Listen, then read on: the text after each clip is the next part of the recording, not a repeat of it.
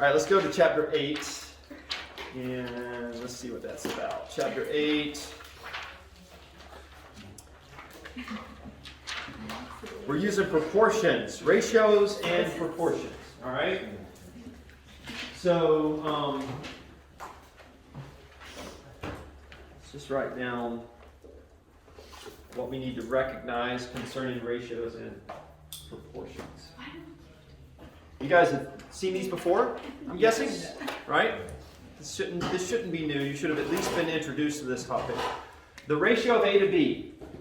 When we say the ratio of two numbers, ratio of A to B, right? We can write that as a little bit of space in there, so you guys didn't think I wrote ratio of A Tob. Ratio of A to B can be written as A over B, right?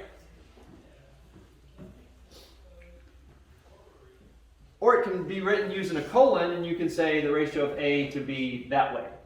So either of those would express a ratio. All right?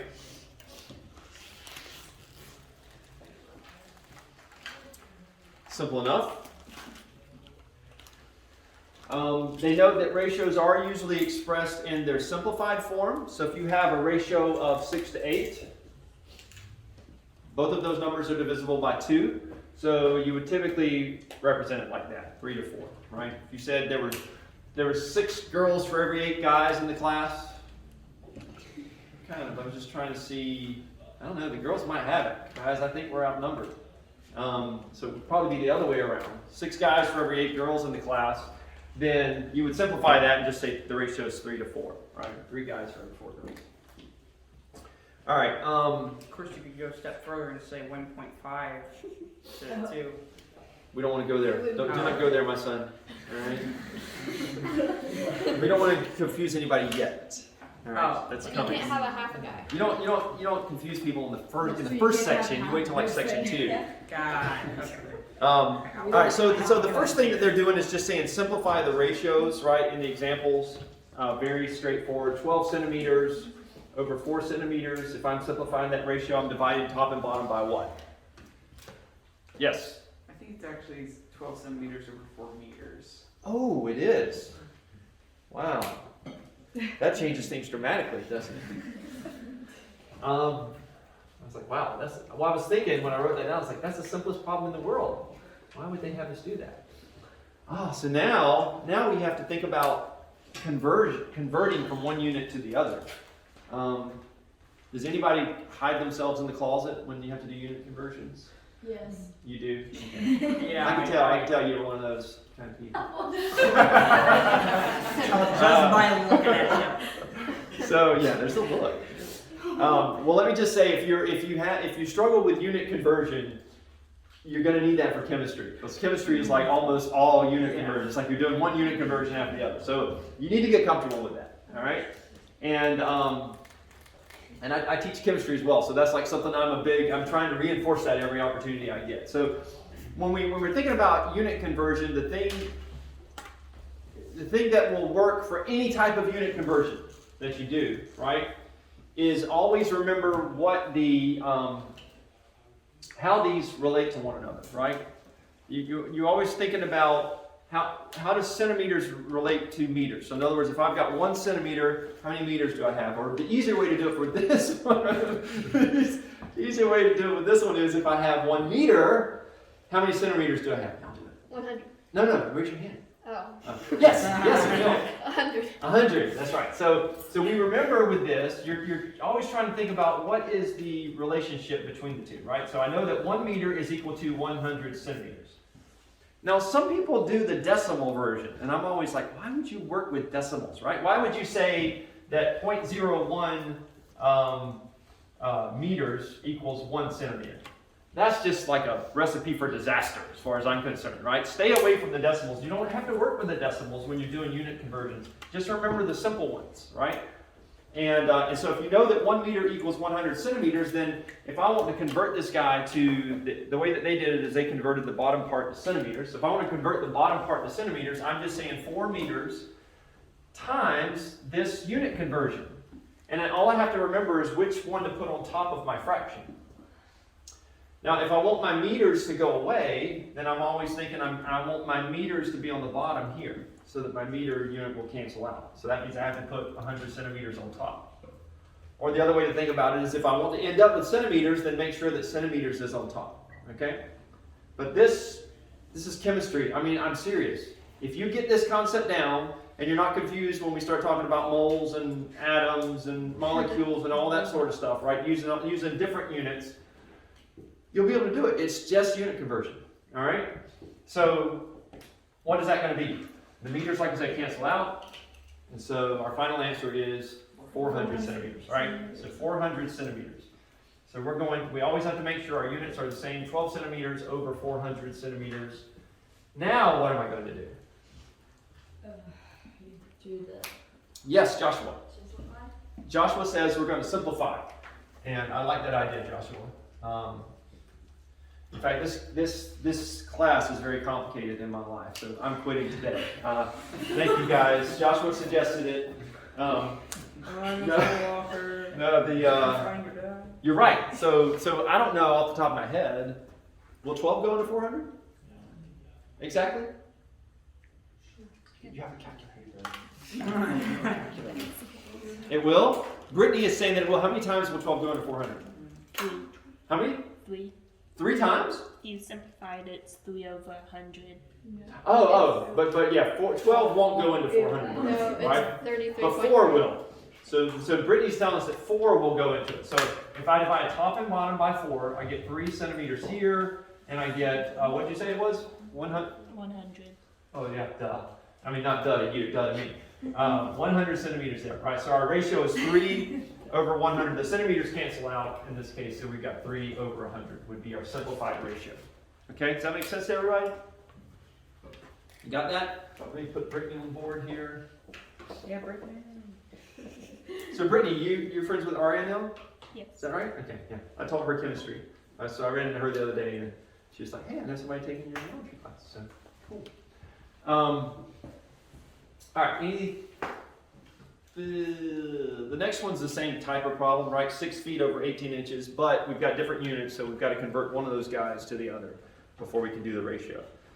And it's always obvious which one you want to convert. You want to convert to the smaller unit because otherwise you're going to end up with a decimal. And so like you want to take that feet in the next one, 6 feet over 18 inches, and convert the 6 to inches.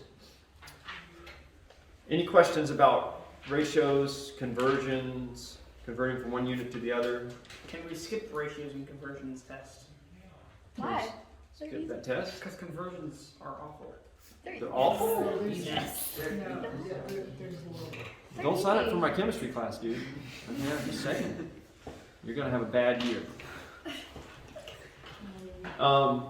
It's not hard. That's not hard. You just got to remember that. Just set one equal to the other and then multiply them appropriately. Once that clicks, you're going to go, where have you been all my life? You know? Life is so much more meaningful now that conversions are easy. I have conversions in my life. Hey, it's biblical. I can live. When it's biblical, what do we talk about? We talk about being converted, right? From the old nature, the old man to the new man. It's a conversion, right? So yeah, this is something we want to be good at. This is different. This is important. It's That's good. right. Life changing. All right. Okay. So the example number 2 says the perimeter of a rectangle ABCD is 60 centimeters. And they tell us that AB, the ratio between AB and BC is 3:2. All right, so now let's see how we use this ratio information to do something like this. ABCD, ABCD, and this is the length. We've labeled that the length and the width because we know that the area, we're not looking at area, we know that the perimeter of a rectangle is what? What is the perimeter of any geometric shape? You're doing what? You add up the sides. You're adding up the length of all the sides, right? So I could write this as L plus W plus L plus W, right? But when I think about those as variables, I realize that I can simplify that to be 2L plus 2W, right? So that's my perimeter formula when it's simplified for a rectangle. All right? And so they tell us that the ratio of AB to BC, so the length of this side to this side, basically the ratio of the length to the width, they tell us is 3 to 2. Okay?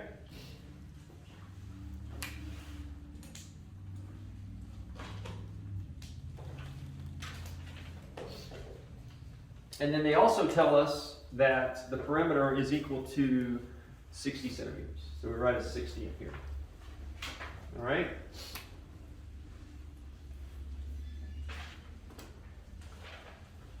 So if we're wanting to find, it says find the length and the width of the rectangle.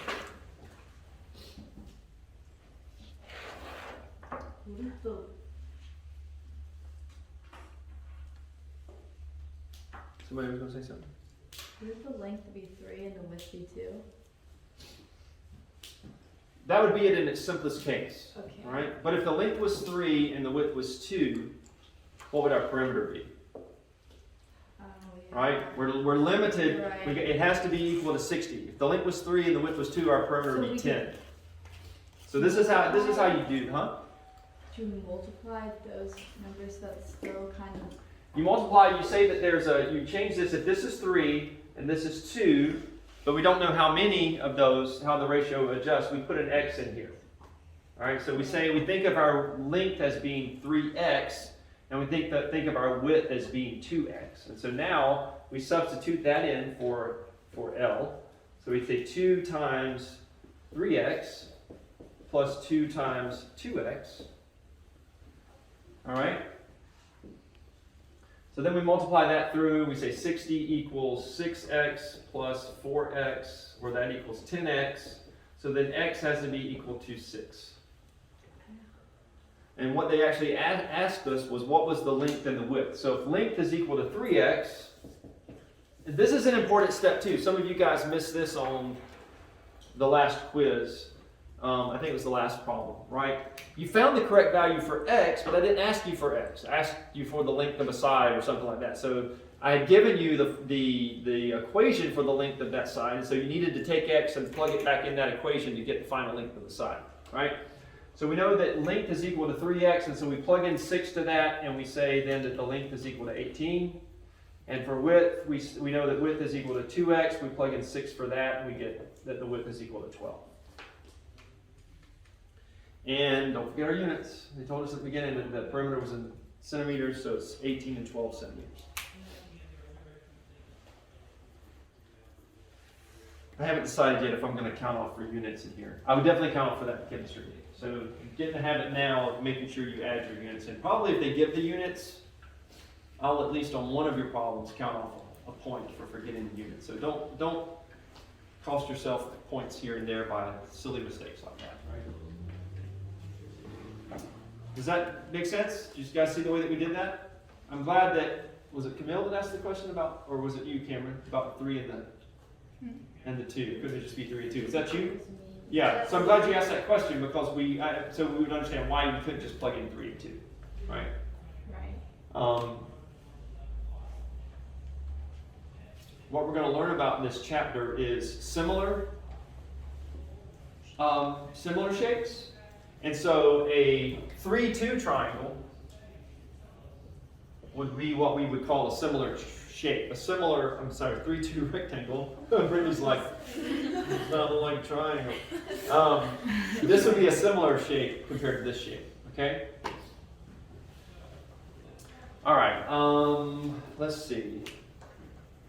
What do I want to do today? It's one of those days I don't feel like doing much, you know? I think we're just... have those days. What's that? It's not bad to have those days. Sometimes you just need those days. You just need to decompress. I mean, I'll be honest with you. This is, I feel like if I sort of, I mean, we took up some time because I spent a little more time reviewing chapters 5 and 6. But this is a concept that, that sometimes students won't get it down when you first introduce them to it. And so if you go too fast and blast on into the next sections, they never quite understand how to apply this. And it just kind of hurts you the rest of the chapter because it keeps coming up. So I think we're just going to kind of sit here on section 1 and I'll probably just assign that this week. We'll get through the rest of these problems. Yes? So that mean our quiz will have like theorems and properties and stuff? Well, I mean, it'll be some of the same stuff we're doing now. It'll be just ratio focused, but yeah, there'll definitely be these properties that we're about to learn for proportions will definitely be a part of it, okay? But yeah, there's plenty on here for me to put a quiz together, and I want to make sure that you guys really understand this. So, and that'll also give you time to this week study chapter 6. So when you come back in next week, if there's any pressing question before you take your test, which I'm going to hand out to you to take home with you, we can get those questions answered. Paul? Do we not have a study guide for the test? I don't have one specifically made up for this one. Oh, that's right though. You know what? I am going to email one out. So let me think about. Let me mention that while I'm thinking about it.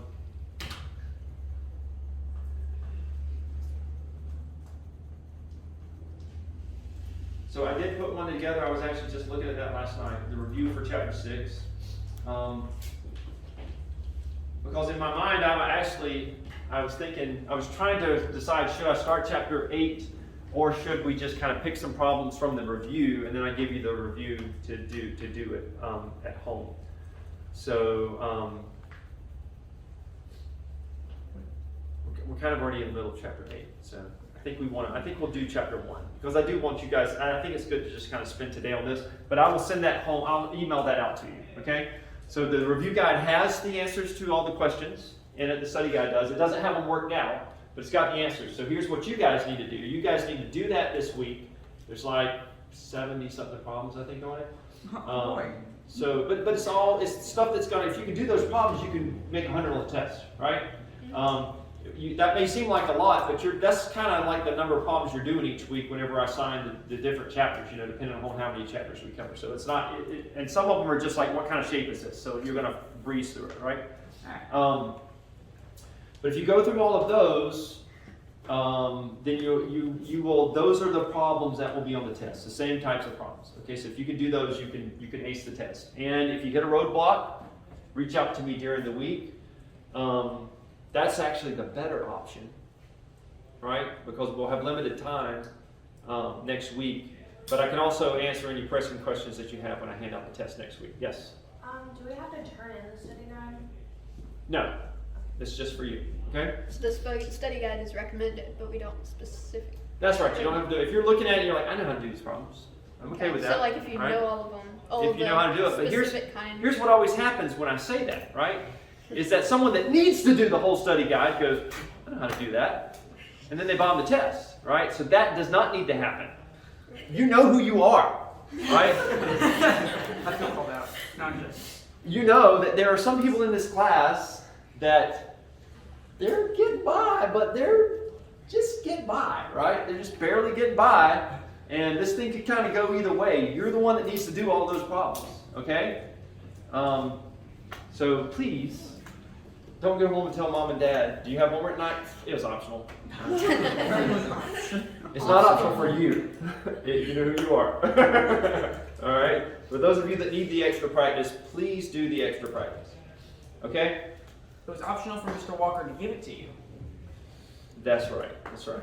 And I'm not going to grade it. So from that sense, yes, it's optional. I'm not going to check it next week. But it's highly, highly recommended, especially if you're struggling. If you did not make 100 on all of your quizzes, you should do most of the problems on the study guide. All right? If you didn't even make close to the 100 on all of your quizzes, you should do the study guide and then probably find some other problems to do too, right? You need lots of practice. Because if you'll practice this enough, you'll get it down. All right, so the measure of the angles of triangle JKL, let's do that one. Actually, I think that one's kind of similar to what we just did with our last one. So let's do the next one. The ratio of the sides of the lengths of these two triangles here. So these are, well, like I said, this is what we're going to learn about as similar triangles. We've got this triangle here, which is 8 inches, and it's labeled FDE. And we've got this smaller triangle here, which is labeled 3 inches right here, and it's ABC. And they tell us the ratio of the side of the lengths of DEF to the corresponding side lengths of ABC are 2 to 1.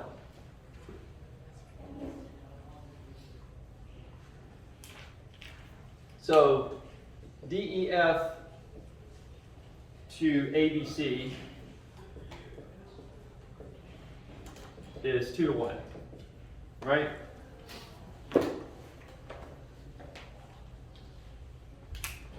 This is actually a pretty simple ratio because it basically means that everything that is everything that's on this triangle is twice as big as everything that's on this triangle, right? As far as the length of the sides go. So this should be pretty easy for us to label, right? What's the length of AB? It's going to be 4. It's just going to be half of what the 8 inches is, right? And what's the length of FD? 6. 6. It's going to be twice that of this one here. But they asked us to label all the unknown lengths, so that includes EF and CB. How are we going to figure out EF and CB? Huh? The Pythagorean. That's right, our old friend Pythagoras. Thank you, Pythagoras, for giving us the Pythagorean theorem, right? And I mean that honestly, because I've used the Pythagorean theorem many times outside of class, right? There are just things around the house sometimes that it's useful to know how far is it from here to there, right? And I can measure that based on the Pythagorean theorem if I have a way to measure the other side. So it's a very useful theorem. This one here is actually already familiar to me. Maybe you guys have heard of the 3, 4, 5 triangle. If you haven't, you just have. All right? So you know it now. So if you see a triangle with two sides, a right triangle with two sides, the smaller sides being 3 and 4, the longer side will always be 5. Okay? And I'll prove that to you. Remember the Pythagorean theorem says a squared plus b squared equals c squared, where c squared is the length of the hypotenuse. C is the length of the hypotenuse. So if we say 3 squared plus 4 squared equals c squared, then 9 plus 16 equals c squared, or 25 equals c squared. And then what do we do to get rid of that square? Take the square root, right? Square root of 25. And so the square root of 25 is 5, and so c equals 5. All right? And so now that we found that that one's 5, then what's the length of this guy? 10. It's just 10 inches, right? Okay, any questions?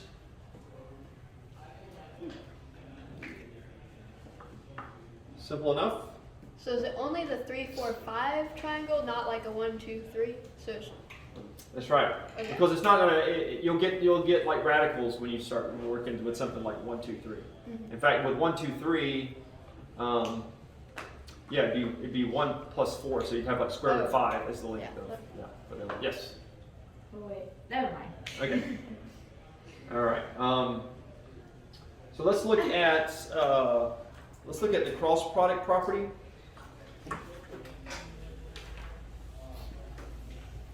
And the cross product property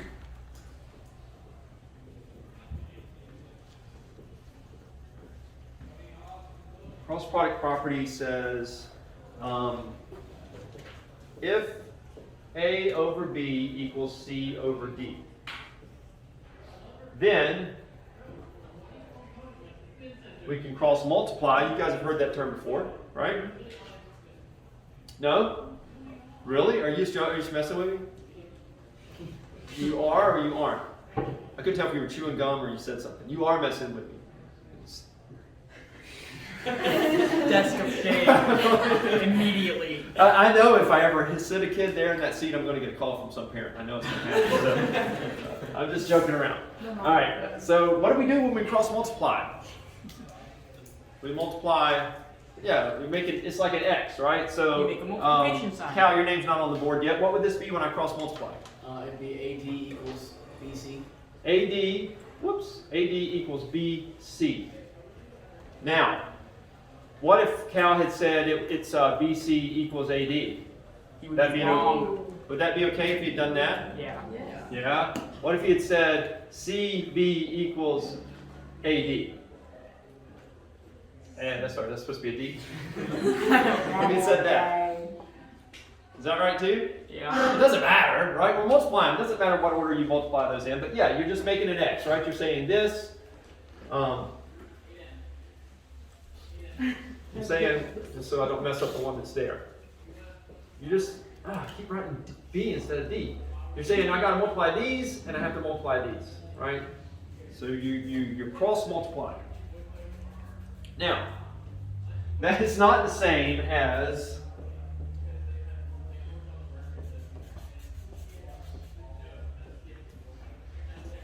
all right, I have one student that I'm tutoring that keeps wanting to cross multiply when he sees this.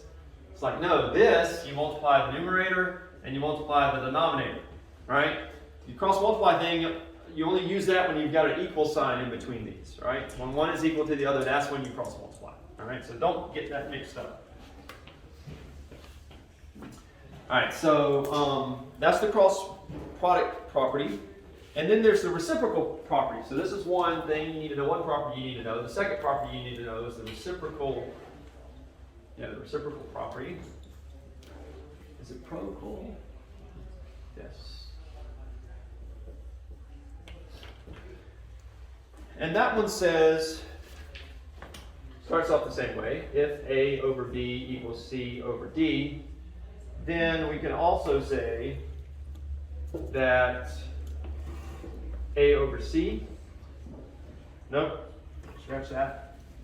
We can also say B over A, it's the reciprocal, is the reciprocal of the left side is equal to the reciprocal of the right side, okay?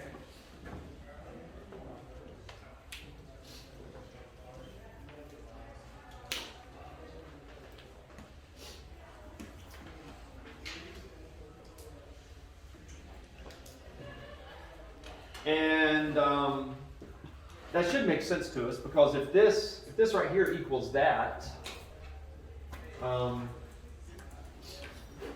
never mind. I'm not going to say that. I'm afraid it'll be confusing. Never mind.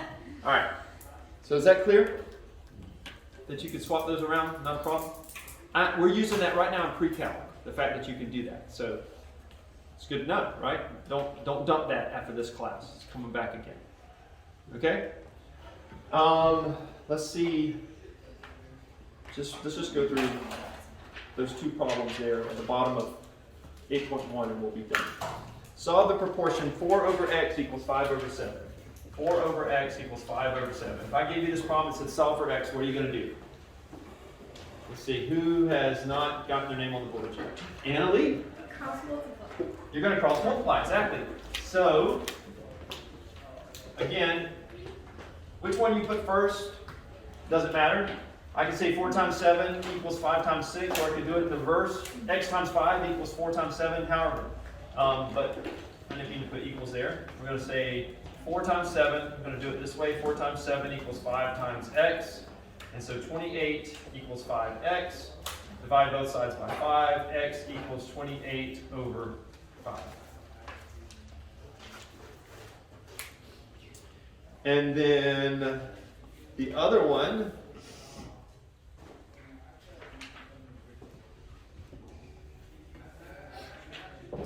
says 3 over y plus 2 equals 2 over y.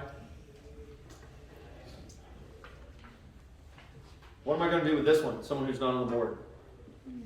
Are you on the board, Cal? I thought you were on the board. Dude, you're not on the board. You said Anybody besides Cal? I'm just playing. Yeah. What you got, Cal? it'd be 3y equals, you use the distributive property. Yep. That's going to be 2y plus 4. That's right. So he did 3y. It's still just cross multiplying. 3y equals, I'm going to put the extra step in there so we see that. 3y equals 2 times y plus 2, right? And so he went ahead and said, simplified that for us and said that means that 3y equals 2y plus 4, right? Oh, I forgot to write your name. You did that last time too. You said, Kyle, your name isn't on the board. What's this? And he answered. He didn't put his name on I the was board. thinking he had already said something, so my bad. All right. So we move the 2y over to just get y here equals 4, right? So that's our answer. Wait. I just subtracted the 2y from both sides. Right. Okay. Right? All right. So I guess we're I guess we're out of time. I know, guys, you hate to leave. I get it. I get it. But they'll do some word problems in your homework, right? So you have an opportunity to use the word problems. And yeah, those always they shake some of you, but it's the same stuff, all right? So I will send out that study guide. Like I said, reach out to me in the middle of the week. If you're like, shoot me an email or make a comment in the classroom or something. Say, hey, I didn't get it. I can't figure this one out. And if you're having trouble with it, probably someone else is. So I can just submit a solution for everybody. All right? Have a good week.